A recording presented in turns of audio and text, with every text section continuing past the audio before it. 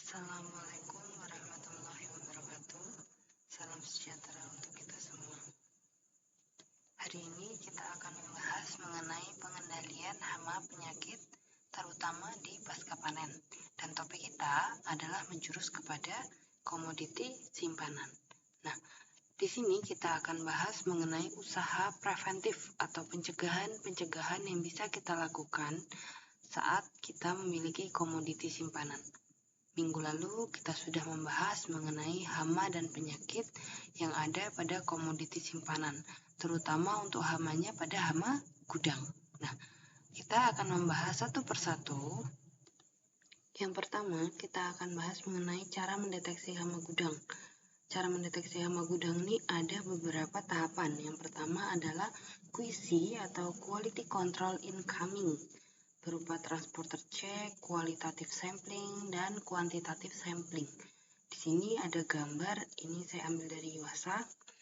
Transporter check ini dia mengecek tentang barang yang masuk. Jadi petugas gudang atau tugas operator gudang dan tanggung jawabnya itu dia bertanggung jawab atas kedatangan barang. Kemudian dia akan mengecek kualitatif sampling dan kuantitatif samplingnya, kualitas dan kuantitas dari sampling yang diberikan, dan sampling ini diambil secara acak. Bagaimana kualitasnya, bagaimana kuantitasnya, itu dia sudah melalui serangkaian proses menjadi seorang quality control. Jadi ada tahapan-tahapan, ada standar-standar yang dimiliki oleh quality control. Gitu. Ada pelatihannya juga untuk menjadi seorang quality control, dan mereka harus sangat jeli dengan barang yang ada di dia. Jadi samplingnya itu harus sangat jeli. Kalau misalnya nggak jeli, maka bisa kita mendapatkan barang yang kurang baik. Gitu. Nah, jadi tahapan utama yang harus dilewati untuk mendeteksi hama adalah quality controlnya. Ini adalah gerbang utama. Kalau misalnya quality control sudah lolos, maka kita masuk kepada perangkap atau pheromone trap dan light trap. Beberapa gudang memiliki perangkap pheromone trap dan light trap untuk melihat adakah serangga ataupun hama gudang yang terdapat dalam gudang simpanan tersebut. Kalau dia memang tidak terlihat secara kasat mata atau tidak ditemukan tanda-tandanya seperti yang sudah kita bahas minggu lalu, kalau dipasang perangkap dia tidak ada, maka benar-benar memang gudang tersebut bersih. Tapi ketika diberi perangkap ataupun pheromone trap dan light trap ternyata dia ada beberapa, maka sudah harus kita lakukan pengendalian ataupun cara selanjutnya. Nah, ini adalah contoh perangkap pheromone trap dan light trap. Cara kerja pheromone trap, dia adalah sebuah perangkap yang menggunakan feromon atau memberikan sinyal seperti wangi ataupun aroma dari serangga betina. Seperti itu yang menarik serangga jantan untuk masuk atau mendekati perangkap. Nah, di sini serangga jantan yang terperangkap itu dia tidak bisa kawin dengan serangga betina. Jadi di dunia serangga itu ketika si betina ada fase kawin, dia akan mengeluarkan seperti hormon yang menarik para jantan untuk datang ke dia. Nah, kalau misalnya si serangga jantan ini tertarik untuk masuk dalam perangkap sehingga tidak terjadi perkawinan atau tidak terjadi bercampur antara betina dengan jantan, sehingga tidak ada pembuahan, tidak ada keberlangsungan ataupun perkembangbiakan dari si serangga. Nah, selanjutnya ada light trap, sama seperti pheromone trap, tapi dia di sini menggunakan lampu. Nanti serangga-serangga yang mendekati lampu, dia biasanya akan tertarik dan jatuh ke air. Di sini ada air di bagian bawahnya. Di pheromone ini juga di bagian bawahnya ini diberi air. Jadi serangga nanti akan jatuh di sini, terperangkap dan dia jatuh di air, begitu. Nah, langkah yang ketiga adalah menggunakan scanning, acoustic detector dan X-ray fotografi. Dan di sini ada acoustic atau dia mendeteksi suara yang bergetar dari dalam suatu benda. Misalnya ini contohnya rayap. Jadi ada detektor rayap. Nah, ini bisa digunakan pada bagian dinding ataupun di dalam tanah. seperti itu. Jadi dia menggunakan detektor ultrasonik. Dan ini sangat bermanfaat atau sangat menguntungkan bagi pemilik gudang. Tapi kekurangan alat ini hanya bisa dilakukan pada serangga-serangga tertentu yang memiliki pergerakan yang sama. Misalnya dia mengerat, gitu. Jadi ada detektor suara yang sama, kemudian gerakannya, kemudian kecepatan atau panjang gelombangnya itu sama sehingga bisa dideteksi oleh si alat ini. Tapi kalau serangga yang terbang-terbang, kemudian dia pindah-pindah dan punya gerakan yang tidak sama, itu akan susah dideteksi. Apalagi terutama pada telur-telur serangga, kutu-kutu gitu, itu masih susah dideteksi. Jadi ke depannya kita harapkan ada alat yang lebih canggih dari ini. Selanjutnya ada X-ray fotografi. Nah, ini adalah contoh X-ray fotografi yang ada di badan karantina. Ada beberapa komoditi yang nanti ketika masuk ke Indonesia ataupun keluar dari Indonesia itu melalui serangkaian prosesi X-ray di badan karantina atau pada bandara. Ini adalah komoditi-komoditi contoh yang melewati badan karantina. Jadi dia dibelah untuk melihat ada tidaknya deteksi serangga ataupun penyakit yang terbawa pada buah-buah atau pada komoditi yang mau dibawa. Nih, kalau misalnya di sini nanti ada deteksi serangga, dia akan muncul bentuk serangganya. Ataupun penyakitnya dia nanti akan ada spot berwarna hitam, lebih hitam dari ini. Selanjutnya ini adalah tahapan untuk melakukan pengendalian hama gudang. Yang pertama kita lakukan monitoring dulu untuk menentukan struktur populasi dan melihat struktur bangunan tempat menyimpan atau kendaraan pembawa komoditi. Beberapa bentuk gudang itu bersifat atau bentuknya adalah seperti panggung, gitu ya. Nah, itu beberapa minggu lalu sudah kita bahas kenapa bentuknya panggung untuk mengurangi suhu, menghindari serangga yang lebih besar. Kemudian untuk menjaga agar kelembaban dari komoditi tersebut terjaga seperti itu ya. Nah, kita harus melakukan upaya untuk menentukan struktur populasinya, populasi dari komoditi yang kita simpan dan melihat struktur bangunannya. Apakah dia struktur bangunan itu bentuk bangunannya, bahan bangunan yang digunakan. Nah, kemudian kendaraan pembawa komoditinya apakah dia sifatnya itu bisa melukai dari komoditi simpanan atau dia sifatnya sudah dalam tahapan yang lebih canggih lagi. Tidak merusak, tapi dia bisa menjaga komoditi simpanan itu sampai pada beberapa jarak yang lebih jauh. Misalnya dilengkapi dengan suhu yang bisa dikontrol, ataupun dia sudah dilengkapi dengan alat-alat packaging yang luar biasa sehingga tidak merusak atau tidak menimbulkan stres mekanik pada komoditi simpan. Yang kedua, menentukan metode aplikasi yang tepat berdasarkan hasil monitoring di lapangan. Kita tentukan metode aplikasi apa ini? Tadi kita sudah bisa menentukan aplikasi misalnya QC, ataukah kita harus menetapkan light trap atau pheromone trap seperti itu pada gudang yang mau kita jadikan tempat penyimpanan. Yang ketiga, mempersiapkan alat bahan pendukung lainnya. Alat bahan pendukung lainnya seperti apa contohnya? Misalnya kita sudah harus melakukan pengendalian menggunakan fumigasi. Kita harus sudah menyiapkan alat dan bahan untuk melakukan fumigasi. Yang keempat, melakukan pengetesan kadar air pada komoditi.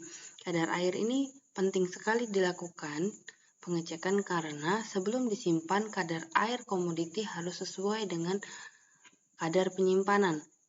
Beberapa minggu lalu atau minggu sebelumnya kita juga bahas kadar air untuk komoditi simpanan grain atau biji-bijian untuk pangan di periode selanjutnya ataupun untuk benih di periode selanjutnya. Ada batasan-batasan penyimpanan kadar air ya. Sebelum disimpan, lebih baik dikeringkan terlebih dahulu untuk menjaga kadar air. Fungsinya untuk apa? Kalau dia terlalu lembab atau dia terlalu basah, maka akan sangat mudah ditembus oleh serangga. Dan kelembaban komoditi itu menjadi tempat untuk bersarangnya suatu penyakit. Oleh sebab itu, baik bagi komoditi dikeringkan terlebih dahulu ataupun dikurangi kadar airnya sesuai dengan keinginan atau kebutuhan dari komoditi agar dia tidak mudah terserang hama dan tidak mudah rusak. Terutama untuk komoditi hortikultura yang sifatnya perishable, mudah rusak, dia lebih baik dikurangi dulu ataupun dibuat pengemasan yang sesuai dengan standar pengemasan komoditi hortikultura. Kemudian yang kelima, melakukan pengendalian hama gudang dengan baik dan benar sesuai dengan metode yang dipilih. Pengendalian hama gudang selanjutnya nanti akan kita bahas. Ini adalah cara mengendalikan hama dan penyakit gudang, terlebih kepada hama gudang.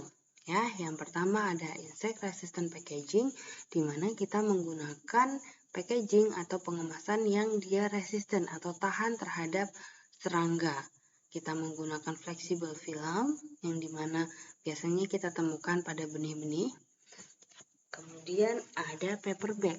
Ini terutama untuk beberapa jenis benih ya. Tapi ini jarang juga digunakan karena sifat dari paper bag ini mudah menyerap titik-titik air ataupun dia mudah menyerap penguapan, dan ini bisa gampang rusak ketika dia tidak didabelin atau tidak dilapisi oleh plastik. Karton ini yang banyak digunakan, water based. Banyak digunakan pada beberapa komoditi simpanan hortikultura karena dia tidak melukai bagian luar dari produk tersebut. Ini packaging kayu juga banyak digunakan pada produk-produk simpanan hortikultura, terutama pada komoditi yang punya kulit yang begitu keras, contohnya semangka, melon gitu, dia masih bisa menggunakan packaging kayu atau super sack. Dia menggunakan karung seperti ini. Pada beberapa komoditi simpanan grain atau biji-bijian, dia masih bisa menggunakan karung. Nah, cara mengendalikan hama gudang yang kedua adalah sanitary design dan pest proofing atau pembersihan gudang dan pengecekan serangga gitu pada penyimpanan. Sanitary design ini bisa juga mendesain gudang penyimpanan untuk memiliki spasi-spasi agar mudah dilakukan pengecekan ataupun dilakukan fumigasi. Jadi ada lorong-lorong biasanya yang dilakukan untuk memudahkan QC melakukan pengecekan terhadap jumlah barang, kualitas barang, kuantitas barang, kemudian melakukan fumigasi, melakukan pest proofing. Pest proofing atau pemeriksaan hama pada dasarnya adalah menutup pintu masuk atau areal potensial pada sebuah bangunan yang dapat menjadi jalan masuk hama. Meskipun ini terdengar sangat sederhana, tapi hal tersebut dapat mempengaruhi faktor-faktor lainnya. Misalnya, ada struktur bangunan, usia bangunan, lingkungan eksternal. Lingkungan eksternal ini berhubungan dengan lingkungan luar. Misalnya area tanah di sebelah gudang, apakah itu masih banyak tanaman-tanaman yang bisa menjadi inang dari serangga ataupun penyakit. Kemudian area luar ketika kita ingin masuki sebuah gudang, apakah harus ada sanitasi dulu, apakah harus dibersihkan dulu, kita harus ganti baju, kita harus menggunakan APD yang sesuai dengan standar kayak gitu. Nah, itu harus dilakukan sesuai dengan SOP. Ada pengecekan hama ketika di dalam atau di masa-masa tertentu, misalnya seminggu sekali, 3 minggu sekali gitu, dan biasanya kalau untuk pengecekan hama ini dilakukan pada bulan-bulan ganjil atau minggu-minggu ganjil. Kalau di gudang-gudang besar itu biasanya dilakukan tiap minggu, tapi pada komoditi yang cukup lama itu biasanya dilakukan per 3 minggu sekali. Tahapan yang ketiga adalah non-chemical. Nah, pengendalian yang menggunakan non-chemical berarti kita tidak menggunakan bahan-bahan pestisida. Yang pertama ada vacuuming. Jadi kita memvakum atau mengemas dengan menghilangkan oksigen di dalam kemasan. Seperti ini contohnya. Ini ada beberapa jenis biji yang dikemas dalam bentuk vakum. Tentunya plastik ini sudah sesuai dengan standar. Jadi tebal dan dia bertahan begitu lama ya. Yang kedua ada perangkap tikus atau trapping ya. Ini contoh saja perangkap tikus trapping tadi seperti yang sudah dibahas di slide sebelumnya. Kemudian ada perangkap ultrasonik dan ini maksud dari ultrasonik ini adalah mengganggu pendengaran dari serangga-serangga. Contohnya tikus, kelelawar, misalnya burung begitu. Nah, ultrasonik ini bisa mengganggu pendengaran dari serangga tapi tidak mengganggu manusia karena panjang gelombangnya berbeda dengan yang diterima telinga manusia. Sehingga ini bisa mengusir dari hama gitu dan aman bagi manusia, tidak mencemari komoditi simpanan kita. Jadi sesuai standar keamanan pangan ada berapa persen komoditi yang masih mengandung pestisida atau residu pestisida dan masih dalam tahap yang aman gitu. Tapi kalau misalnya sudah lebih dari kadar yang ditentukan maka sudah tidak boleh dikonsumsi. Maka pada saat penyimpanan itu seminimal mungkin kita gunakan chemical atau fumigasi ya.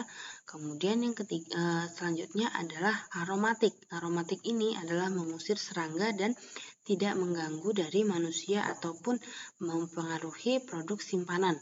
Misalnya kita menggunakan cengkeh, kemudian lada, daun sirih, daun jeruk, aromaterapi seperti lavender, kulit jeruk, kemudian banyak lagi ya yang lainnya yang dia bisa mengganggu penciuman serangga, tidak disukai serangga tapi tidak mempengaruhi komoditi simpanan dan tidak mengganggu keberlanjutan dari atau aktivitas dari manusia gitu. Dan yang terakhir, ketika sudah kita temukan beberapa gangguan dari serangga dan sudah dilakukan beberapa cara tapi tetap ada gangguan aja nih serangganya nih ya, maka dilakukan pengendalian secara chemical atau kita menggunakan pestisida. Nah, pestisida yang digunakan ini sudah harus yang aman dalam dosis yang sudah disarankan atau sesuai dengan standar komoditi pangan. Di sini ada fumigasi. Fumigasi ini biasanya membersihkan di bagian dalam, tapi biasanya hanya bagian-bagian bawah atau tidak langsung pada komoditi simpanan. Kemudian ada space spraying. Space spraying ini dilakukan di bagian luar dari gudang. Kalau di bagian dalam itu ada fumigasi, di bagian luar itu ada space spraying. Nah, fungsinya adalah menghilangkan dari adanya serangga yang di luar atau sifatnya itu belum bisa masuk, tapi ketika nanti mungkin kita buka pintu, ada sela seperti itu, ada yang berlubang, maka dia bisa masuk. Maka pengendalian itu tidak hanya dari dalam gudang, tapi dari luar gudang juga. Lalu bedanya dengan pest control tadi apa gitu Bu? Nah, kalau pest control yang tadi di atas adalah dia pencegahan pada tanaman-tanaman inang ataupun kita mengecek ada tidak lubang, kemudian itu hanya dilakukan secara berkala. Tapi space spraying ini biasanya dilakukan bersamaan dengan fumigasi. Ketika di dalam dilakukan pengendalian, maka di luar juga dilakukan pengendalian sesuai dengan standar prosedur yang berlaku. Nah, ada grain protectant. Ini apa sih maksudnya? Jadi, ada beberapa kandungan yang bisa dicampurkan dalam grain atau biji-bijian yang fungsinya adalah melindungi grain tersebut dari serangan serangga. Serangga tidak suka dengan baunya ataupun dengan coating, pelapis dari si metograin ini. Gitu. Kalau di luar negeri sudah banyak digunakan ya. Nah, ini adalah bahan aktif beberapa contoh komoditas sasaran. Jadi, metil bromide ini biasanya digunakan pada tanah untuk mengendalikan jamur dan nematoda. Biasanya digunakan juga pada komoditi seperti kayu. Di pabrik itu biasanya akan disemprot metil bromide juga di gudang, mobil barang. Ini untuk mengendalikan serangga dan hewan pengerat. Pengerat masuknya di mana? Roden atau tikus. Fosfin ini untuk komoditas biji-bijian, produk olahan, kemudian kacang-kacangan, penghasil minyak nabati, buah yang dikeringkan, tepung terigu, dan lain sebagainya ya.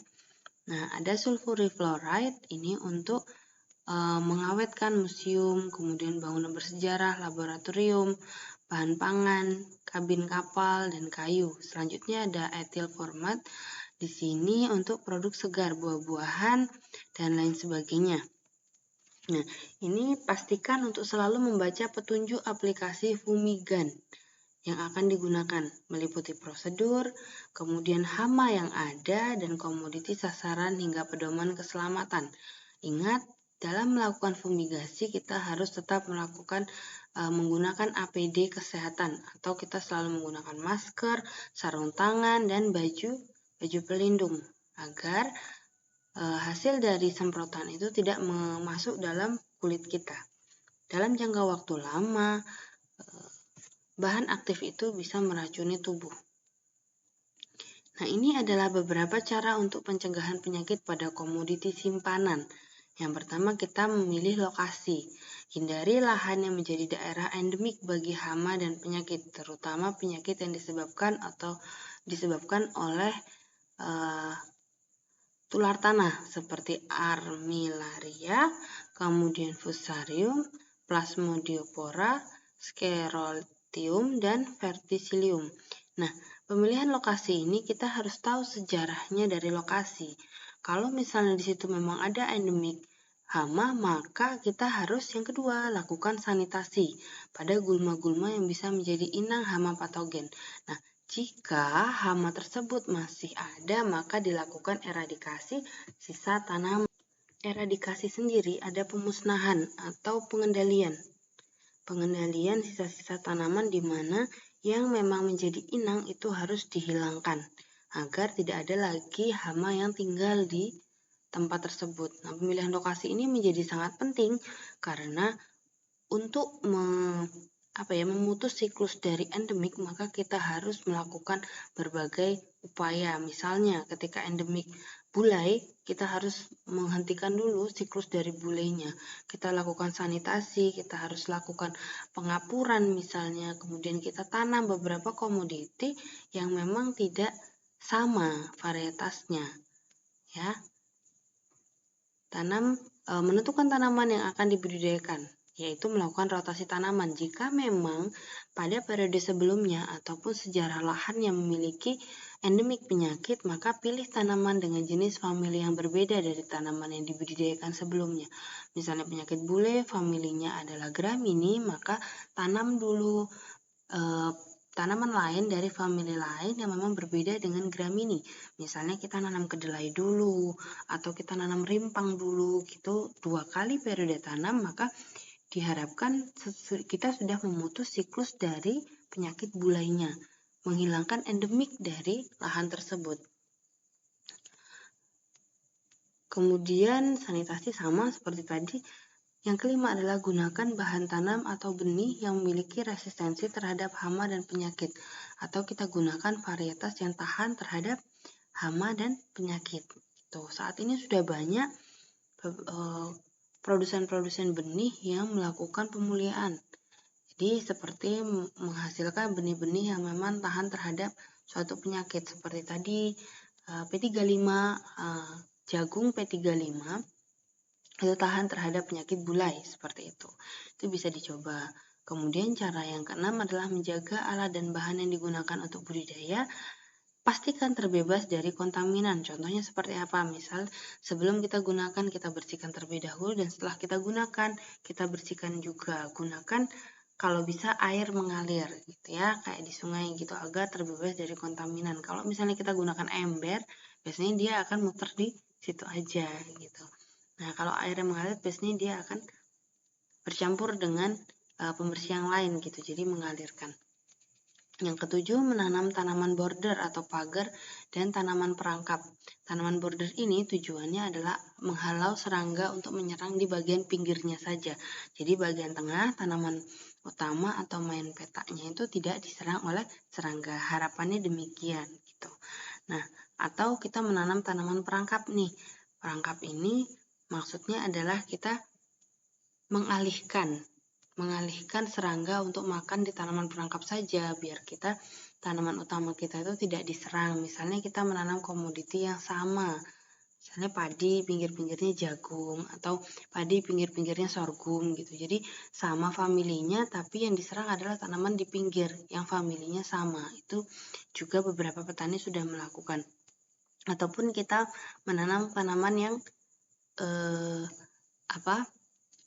tidak disukai baunya oleh si serangga tersebut. Misalnya cabai dengan daun bawang. Nah, daun bawang itu akan mengusir serangga. Cabai dengan kenikir misalnya, atau tomat dengan kenikir. Nah, kenikir itu akan mengeluarkan aromatik yang tidak disukai oleh si serangga. Misalnya demikian. Yang kedelapan, kita panen komoditi saat telah matang secara fisiologis. Contoh dari matang fisiologis adalah kita lihat pada contohnya ya, komoditi cabai. Cabainya sudah mulai ranum, kemudian sudah tangkainya sudah mulai kering seperti itu ya. Nah, itu bisa dipanen.